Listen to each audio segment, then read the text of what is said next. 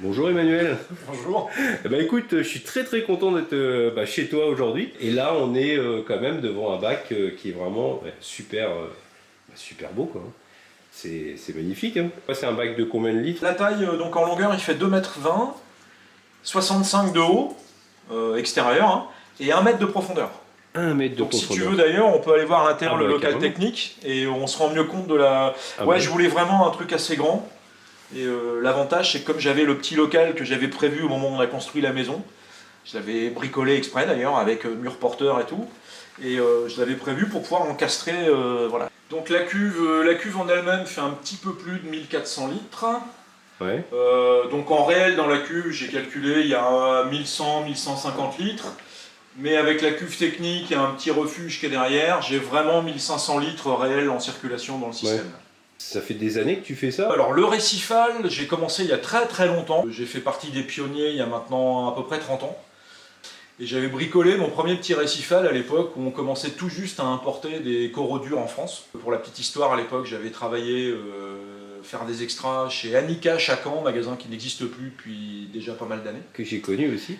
Donc j'ai bossé là-bas. Je me souviens des premiers arrivages qu'on avait fait avec mon collègue Paris, que je salue s'il regarde ta chaîne. Les premiers arrivages d'Acropora, on était je pense les premiers en Normandie sans doute, ou pas loin, à faire de l'import comme ça de coraux durs.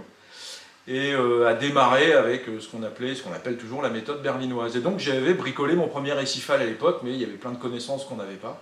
Et je l'ai arrêté 2 ans et demi après pour des raisons, on va dire, professionnelles. Hein. Et donc là, en aquarium d'eau de mer, en aquarium tout court, ça faisait maintenant plus de 20 ans que j'avais arrêté finalement. Et puis il y a 5 ans à peu près, j'ai décidé de m'y remettre. J'ai pris mon temps, j'ai fouiné un peu sur les forums, j'ai regardé un peu le matériel qui avait changé, mais pas tant que ça, c'était surtout l'éclairage. Le reste, les bases étaient de toute façon les mêmes. J'ai pris mon temps pour monter le projet, définir ce que je voulais exactement. Et le bac est en eau depuis maintenant pratiquement pile 4 ans. Ouais, non, et puis les coraux, ils sont impressionnants. Hein. Le rouge, c'est un Montipora. Montipora, Ouais, mais ouais. il est énorme. Hein. Ouais, alors on va dire pour un récifaliste pur, le bac est pas... mon but n'était pas de faire un bac récifal avec toute une collection de coraux difficiles, etc. Parce qu'au départ, moi, ce qui m'a toujours intéressé depuis gamin, hein, depuis maintenant plus de 40 ans, c'était quand même les poissons coralliens, quoi. Depuis le début, c'est ça qui m'a fait rêver tout môme. Donc là, la base, c'était ça. Je voulais vraiment un bac assez grand pour pouvoir accueillir enfin les poissons qui me font rêver depuis que je suis petit. Notamment poissons ange empereur, entre autres, certains Donc c'est ton chirurgiens. préféré alors dans le bac?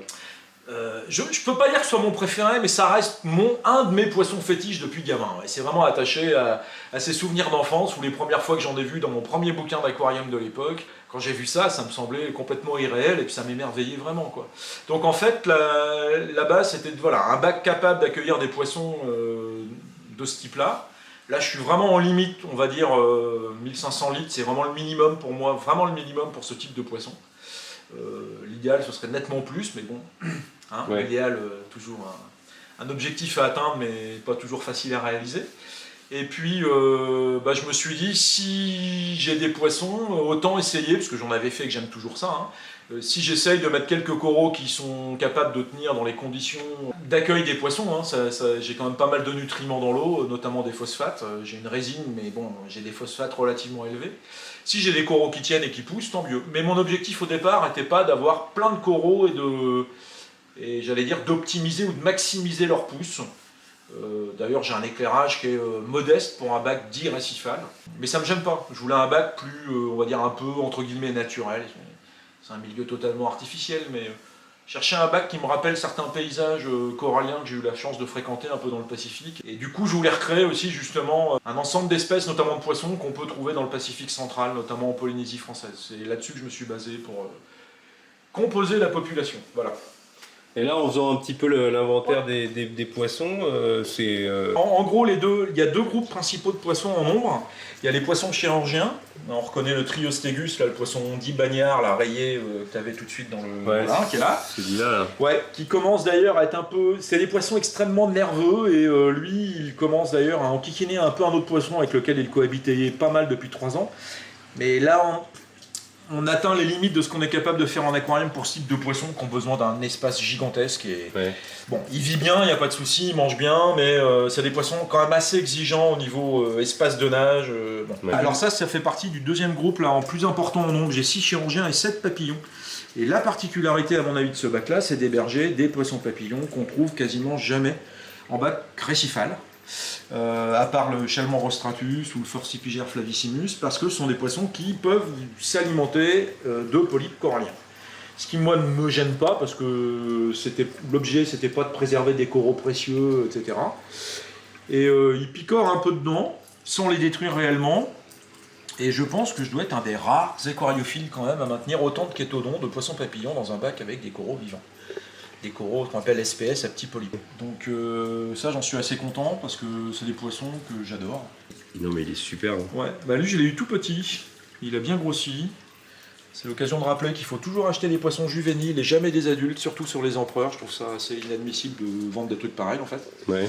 Bah, c'est dommage parce qu'on prive la nature de poissons reproducteurs quoi. Et là c'est idiot. Ouais. Quoi. Tous les poissons qu'on a là même maintenant dans le commerce, malgré tout, ça reste...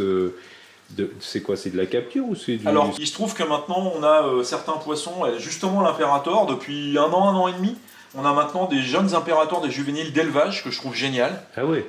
Moi, je sais qu'à l'époque, il n'y en avait pas, sinon j'aurais acheté un impérator d'élevage, clairement. Ils sont à peine plus chers que les sauvages, et même s'ils étaient beaucoup plus chers, il faut acheter, quand on peut, ce type de poisson. Oui, oui. D'abord parce qu'ils s'acclimatent extrêmement facilement, qu'ils sont beaucoup plus résistants aux conditions d'acclimatation. Et que du coup, on les prend pas dans la nature. Même si quand on achète des juvéniles, la plupart des juvéniles qu'on achète, de toute manière dans la nature, la plupart ne seraient jamais arrivés à l'âge adulte, hein, avec la prédation, etc. Alors attends, ça c'est... Alors, lequel le petit là qui... Rayé là? Ouais, ça c'est un poisson faucon, Oxycirites stipus. Voilà. Ouais. Et j'aurais bien aimé en avoir un deuxième. Et le problème c'est qu'être sûr d'avoir un couple, c'est compliqué. Parce que le but aussi, c'est d'avoir le plus possible des poissons en paire. Et j'ai 2 paires de papillons qui vivent bien d'ailleurs ensemble. Et j'aurais bien aimé avoir... J'ai un couple aussi de labres d'Imidiatus qui pond régulièrement également. Là. La femelle étant la plus grosse. Des labres nettoyeurs. Donc après là-dedans, il y a pas mal de choses qu'on va pas forcément voir. Enfin ouais, il y a 2-3 crevettes, des oursins qui évidemment sortent vraiment la nuit. Et alors pourquoi justement tu disais que tu veux toujours par paire? Parce que souvent, on lisait dans les bouquins avant... à maintenir seul de son espèce, hein, c'était le grand classique. En eau de mer, on ne savait pas que beaucoup de poissons peuvent être maintenus, j'allais dire de manière un peu naturelle, par couple ou par groupe quand c'est possible. Et dans ce bac-là, ce qui m'intéressait, c'était de tenter justement la maintenance de certains poissons par paire, par couple. Alors si possible, par couple. Il se trouve que pour les chirurgiens, quand on les a petits, on a des chances d'avoir des couples qui se forment, quand on les a vraiment juvéniles. Et c'est le cas pour mes 2 scopages justement qui pondent régulièrement, donc ça c'est vraiment génial parce que tu as un couple comme ça pourrait être dans la nature. Chez les papillons qui sont des poissons assez terribles entre eux, les chétodons sont vraiment pas tendres entre eux à l'intérieur d'une même espèce. Et les éphipiums par exemple, je suis pas sûr que ce soit un couple, il n'y a aucun dimorphisme sexuel apparent. Et je suis assez content parce que ça fait 4 ans que je les ai. Les éphipiums c'est ceux-là, hein, c'est des poissons que j'aime beaucoup. Et pareil, ça fait partie de mes poissons depuis gamin. C'est quand même assez irréel comme coloris. Les Pelewensis, ça j'en ai 2. Ouais, ceux-là, ils sont... Ah, j'aime beaucoup. Pacifique central, ils sont magnifiques. En plus, c'est des petits chétodons. Ils vont un peu grandir, mais dans la nature, c'est 10 cm maximum. Donc là, c'est des chétodons. Je les aime vraiment beaucoup. Là, la finition de l'encadrement n'est pas terminée. Il faut que j'y arrive. Ça, alors, il reste quelques... Le temporaire qui dure, hein, ça c'est le grand classique. Hein, tout le monde connaît ça. Bon, enfin, l'effet n'est pas entamé, hein, il n'y a pas de problème. Ouais, mais le jour où ce sera fini, il y aura plus ce bandeau lumineux il y aura vraiment la lumière de l'intérieur qui sortira, quoi. Mais et évidemment, quand on le fait, j'avais le choix, j'aurais pu faire un peu plus grand, et puis à un moment, il y a un problème de coût et de matériel qui s'adapte ou pas. Ah bah oui, parce qu'en termes de matériel, justement, tu me parlais d'aller derrière, mais là, je suis très curieux de voir les arrières, hein, ça c'est clair. Donc, tiens, je vais allumer sous la cuve technique, pour la cuve technique, là, dessous. Ah ouais, non mais là... tranquillement, voilà.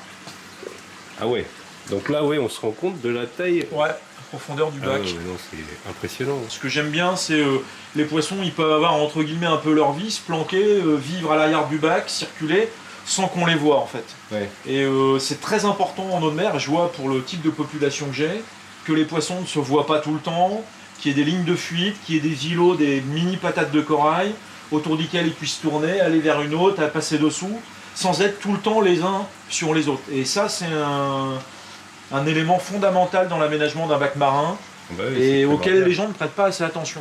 Souvent, les gens mettent pour décor un aquarium pour disposer les coraux de telle ou telle manière, mais on pense pas aux poissons. Non, bah non, mais puis il faut avoir la place aussi. Hein. Puis, Ah bah, et puis c'est alors, clair. la place, et puis on parle pas du budget parce que là c'est. Bon, Ah bah oui, oui, ah bah forcément. Là j'ai pris, alors là l'avantage, bon, j'ai pris mon temps, j'ai vendu les trucs d'occasion, hein, j'avais pas un moment. Ouais, bah oui. Et puis j'ai pris mon temps pour monter le projet, c'est-à-dire que j'ai acheté petit à petit sur presque plusieurs années, ce qui fait que j'ai eu des trucs en solde, des choses comme ça que j'aurais jamais pu avoir neuf par Oui. exemple, ou des fins de série ou des trucs comme ça. Donc j'ai pas acheté le dernier cri, notamment pour l'éclairage LED, parce que je considère que c'est vraiment hors de prix. Ouais. Et donc j'ai eu des trucs un peu de fin de série, mais moi qui me vont bien. Ouais, ouais. Bah l'éclairage, tu dis qu'il est pas. Enfin, c'est ça, il manque un peu de puissance. Alors pour un récifaliste pur et dur, il faudrait presque le double en wattage, mais moi ça m'intéresse pas. Oui, c'est ça ce que tu disais. Ouais. J'ai des LED, j'ai 450 watts de LED maximum, puis 320 watts de T5. Et pour ce que j'ai, ça me va bien, et j'éclaire par îlot, et les coraux sont sur ces îlots-là, et puis c'est tout, quoi. Ouais, c'est bien. Hein. Et moi ça me suffit, parce qu'après il y a une facture, Ah oui. hein, donc il faut y penser. Et alors la filtration là-dedans, en fait, c'est. C'est très simple. Hein. J'ai juste une préfiltration mécanique avec du perlon que je change tous les 5, 6, 7 jours. Ah oui, donc là, l'eau arrive ici. Là, l'eau arrive là, voilà. Ouais. Après, l'avantage c'est que la cuve me permet, que j'ai récupéré, hein, merci Jérôme encore une fois, il se reconnaîtra. L'avantage c'est que la surface de la cuve permet vraiment à l'eau de décanter, et de déposer les petits Oui, sédiments les qui sédiments. restent, que je siphonne quand je fais mes changements d'eau. Et puis j'ai un bon écumeur là qui. Ouais. Voilà. Ouais, un bon écumeur. Donc il, ouais, il est bien costaud. un Nios 300, là, moi j'en suis très content, je trouve Ah ouais, que ouais. c'est vraiment un rapport qualité-prix assez imbattable. Là, Et puis j'ai une pompe de reprise qui est là, et puis qui renvoie dans le bac en haut, et puis voilà, avec un turnover, je pense, une rotation de entre 3 et 4 fois par heure réelle. 3 fois et demi je pense, oui, ce qui me suffit. Et puis voilà. c'est quand même impressionnant. Moi, ce qui m'impressionne le plus, c'est quand même la face. Ouais, la face là, hein, la largeur, ouais. Je te cache pas que c'est souvent là que je préfère venir voir les Mais non, poissons. mais oui, oui. Parce qu'il y a la longueur, C'est beau. Hein. en plus c'est là que je leur donne à manger, donc il y a la longueur, tu les vois là, enfin ils sont... Ah bah oui. En termes de nourriture, d'ailleurs, c'est quoi que tu. alors là, Tu fais un peu de tout ou... alors ce que je donne le plus souvent tous les jours, c'est du nori. C'est les algues séchées qu'on trouve en grande surface, là, qui servent notamment à faire des sushis. Là. L'avantage, c'est qu'il n'y a rien dedans, il n'y a pas d'additif, il n'y a rien. Et je vais leur en donner un petit morceau là sur la pince, tu vas voir ça tout de suite. Tac. Ils savent évidemment ce qui va se passer. Je mets sur la pince, ça va pas y rester longtemps, ils vont vite le décrocher. Mais après c'est repris par les pompes et puis parce que là évidemment ils vont essayer de déchiqueter, une fois que c'est en pleine eau ils ont du mal. Mais après c'est pris par les pompes, une pompe, et une fois que c'est bien humide, ça se déchiquette en plein de petits bouts et ils grignotent tous là-dessus. Ouais, Enfin, tout le plus ou monde. moins. Je donne pas mal d'artémia congelée aussi, Ouais. que je fais venir en grosses plaques de chez un producteur du sud, la Camargue Pêche pour pas le nommer, je crois que c'est le dernier en France. Et puis régulièrement je leur donne aussi, là c'est un peu le luxe, mais bon, je leur donne de temps en temps, enfin assez régulièrement aussi des huîtres fraîches, là je leur mets là, et, parce que c'est très riche, et beaucoup plus riche que les artémias. Donc pour les connaisseurs, les numéros 3, j'en mets au moins 4, Ah oui. mais en 10 minutes il n'y a plus rien quoi. C'est la base quoi, ça, et puis aussi des paillettes de bonne qualité du commerce vraiment faites pour les poissons marins, Ouais. parce qu'il y a plein de vitamines dedans qui sont indispensables. Bon, en tout cas, Emmanuel, moi, c'est une belle surprise pour moi. C'est vraiment top. Hein. J'étais ravi de venir découvrir ton bac. Mais il n'y a pas que ça. Hein. Je sais aussi que j'ai vu que dehors, tu étais aussi passionné par des koi. Et donc, ce que j'ai vu, c'est plutôt pas mal, même magnifique. Mais ça sera peut-être pour une autre fois. On verra. Peut-être plutôt après le printemps. Oh après, oui, parce que oui, là, oui. la saison. Ah oui, oui. En tout cas, merci beaucoup de m'avoir accueilli. Merci à toi, non, de rien. Et puis à C'est bientôt. sympa. Merci. Allez, salut. À bientôt.